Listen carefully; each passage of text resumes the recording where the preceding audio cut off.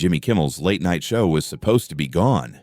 Indefinitely. That word alone sent shockwaves across Hollywood because in TV language, indefinite usually means don't expect to see this person again anytime soon, if ever. But then, in a twist no one saw coming, Disney reversed its decision just 6 days later, announcing that Jimmy Kimmel Live would return immediately. So how did this happen? Why was the show yanked off the air so suddenly, and what made Disney change its mind so quickly? Let's break down the drama that has the entertainment world buzzing.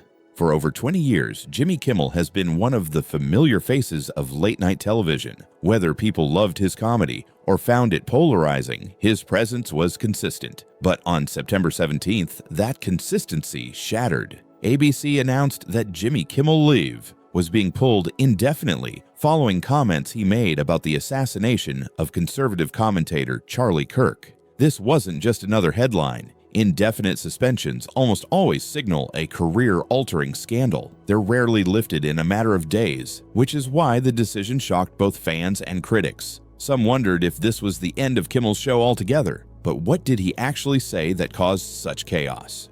The controversy began on September 15th during Kimmel's opening monologue. He started by offering condolences to Kirk's family, but quickly shifted into sharp commentary about the political spin surrounding Kirk's death. His words painted a picture of partisans scrambling to weaponize the tragedy for political points. And then came the line that sparked outrage. After showing footage of Trump commenting on Kirk's death, and then awkwardly pivoting to ballroom construction at the White House, Kimmel quipped, "Yes, he's at the 4th stage of grief, construction." To Kimmel's audience, it was a joke in line with the late-night tradition of poking fun at politicians. But to critics, it was cruel, ill-timed, and insensitive. The fact that this came in the immediate aftermath of Kirk's assassination made it even more combustible. And within hours, the backlash started spreading. One of the biggest blows didn't come from viewers, but from the television infrastructure itself. Nexstar Media Group, America's largest local broadcast company, decided to preempt Jimmy Kimmel Live across all its ABC affiliates. That meant Kimmel's show wasn't just suspended by ABC, it was actively blocked from airing on over 200 stations in 116 markets. In its statement, Nexstar called Kimmel's comments offensive and not in line with the values of the communities we serve. The company emphasized that keeping him on the air was not in the public interest at this time. Translation: a massive corporation flexed its muscle to say, "We don't want this guy on our screens." And because Nexstar reaches nearly 80% of U.S. households, their move essentially erased Kimmel's platform in huge chunks of the country overnight. But the controversy wasn't just about broadcasters, it quickly turned political. Things escalated further when the head of the FCC, Brendan Carr, praised Nexstar for pressuring ABC. He even posted online that it was important for broadcasters to push back on Disney programming that falls short of community values. That kind of endorsement from a federal regulator is no small deal. Suddenly, this wasn't just a matter of TV executives making a call. It was framed as a national issue involving politics, regulation, and values. For critics of the suspension, it felt like a dangerous overlap of government influence and corporate censorship. For supporters, it was a justified move to stop late-night smears from crossing the line. And of course, the loudest reaction came from one man, Donald Trump. Trump and Kimmel have been locked in a feud for years. Kimmel has made Trump one of his go-to targets, and Trump has repeatedly lashed back, calling Kimmel unfunny and mocking his ratings. So when ABC suspended Kimmel, Trump wasted no time in celebrating. On Truth Social, he declared it great news for America. In a way, it was personal vindication for Trump. He had once predicted that late-night shows like Kimmel's would be axed. Now, it looked like that prophecy was coming true. For his supporters, this was proof that the liberal media was finally being held accountable. But the celebration was short-lived because Hollywood was about to rally around Kimmel in a way that surprised even his critics. And his allies in late night struck first. Late-night TV is often competitive, but when one host is threatened, they tend to circle the wagons. Almost immediately, Fallon, Colbert, Myers, Stewart, Oliver, and Conan O'Brien all voiced support for Kimmel. Even Howard Stern, David Letterman, and the women of The View added their voices. It wasn't just about defending Kimmel, it was about defending the entire late-night ecosystem, because if one host could be silenced for crossing a line, what was stopping it from happening to the others? Their support reframed the story from Kimmel controversy to free speech crisis. And then came the biggest show of solidarity yet.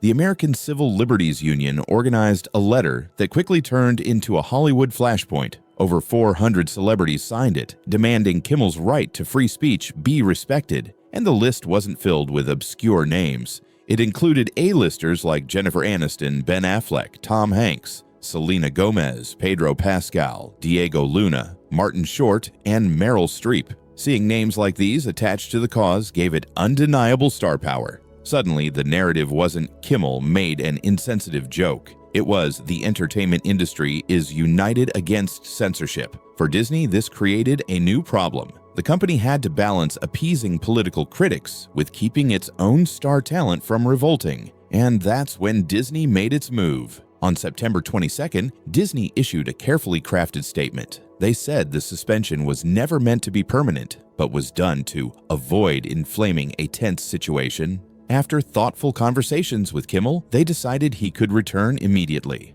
This reversal raised eyebrows. Just days earlier, the suspension had been labeled indefinite. Now Kimmel was back like nothing had happened. It raised questions about whether Disney acted out of principle or simply gave in to pressure from powerful voices in Hollywood. Either way, the optics were clear. Disney had waded into one of the most polarizing free speech debates of the decade, and now both sides were claiming victory. But what about Kimmel himself?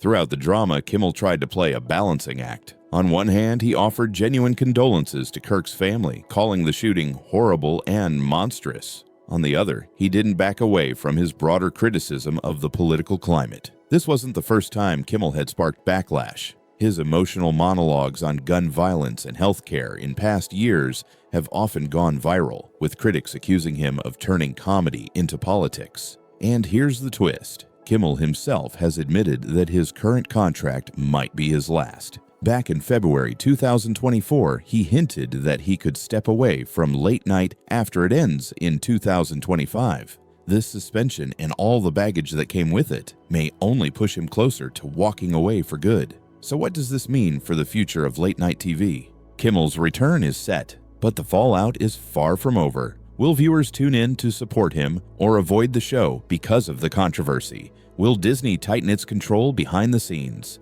And what about the looming takeover of Tegna by Nexstar, which could reshape how late-night content even reaches audiences? This isn't just about one comedian anymore. It's about whether comedy can still push boundaries in a world where every joke is scrutinized, politicized, and weaponized. For Kimmel, the next 2 years could decide whether he ends his career as a symbol of resistance or as the host who finally decided the fight wasn't worth it. And that brings us to the big question. A show suspended indefinitely, brought back in under a week. Was it a win for free speech, a case of corporate backpedaling, or simply damaged control in the face of celebrity pressure? Jimmy Kimmel may have gotten his stage back, but the battle over who controls late night, comedians, corporations, or politicians is far from over. And in that battle, one thing is certain: every joke could be the one that tips the scale.